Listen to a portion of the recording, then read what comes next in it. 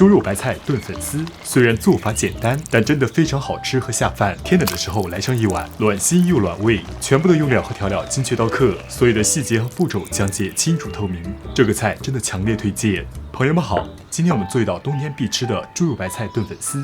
所需要的全部用料都在这里。我们先把粉丝泡上，这个粉丝是粗粉，所以不论是热水还是冷水都可以泡。这是1斤五花肉。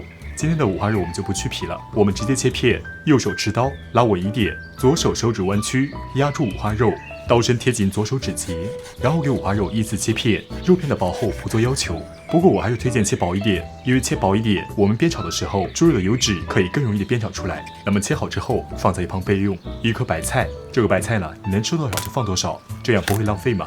然后我们给它切小一点，这个切白菜同样没有要求，白菜杆不用拍，因为白菜我们会炖煮，所以不用担心它会不入味。接下来我们来切点包锅料，5颗蒜头，给它拍一下就好。1片后姜，切成姜片，干辣椒给它剪开，这样可以更容易的释放香味和辣味。其次就是姜蒜和干辣椒的量，这3者都不需要具体的量，哪样喜欢可以多放一点，哪样不喜欢就可以少放或者不放。回到炉灶，现在开始煸炒五花肉片，点火开大火，下入一点食用油，这个油量少一点，只是作为润锅使用。由于等下五花肉片煸炒过后，它会出很多的油脂，把油铺满锅底，锅里的每个角落都浸润好，直到锅里烧成冒烟，然后底部的火转为中火，下入五花肉片，然后我们给五花肉片平整一下，让它们多与锅底接触。平整好之后就不要再翻动它了，让它自己先煎制个1分钟，把底部煎硬，这样我们在炒肉的时候就不会粘锅了。好了，时间到了，我们晃动锅体，看很丝滑，一点都不粘锅。接下来我们就正常煸炒，把肥肉的油脂给炒出来，这样我们在吃的时候自然就不腻了。炒的时间大概炒个6到7分钟，把肉片炒到金黄了，如视频当中一样，这就可以了。那么现在锅里煸炒出了很多的猪油，我们需要把这个猪油取出。猪油取出后冲洗拿回来，底部的火继续保持中火。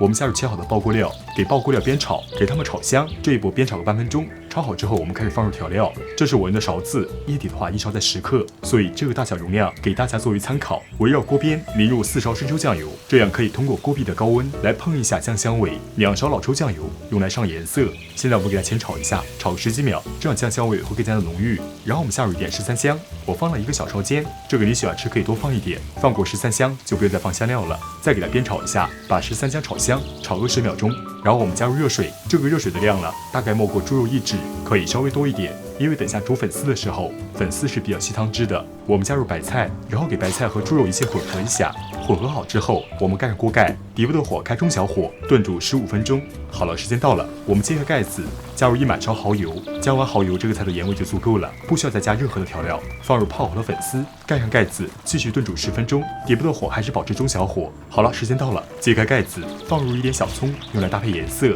如果你喜欢香菜，也可以放香菜，这个都可以。那么这个猪肉白菜炖粉条就制作好啦，非常简单，但是真的非常好吃。相信我，哪怕你是个厨房小白，这个菜你都可以做得很好吃。现在气温逐步降低了吧，所以这个菜真的非常适合，暖心又暖胃，所以快去试试吧。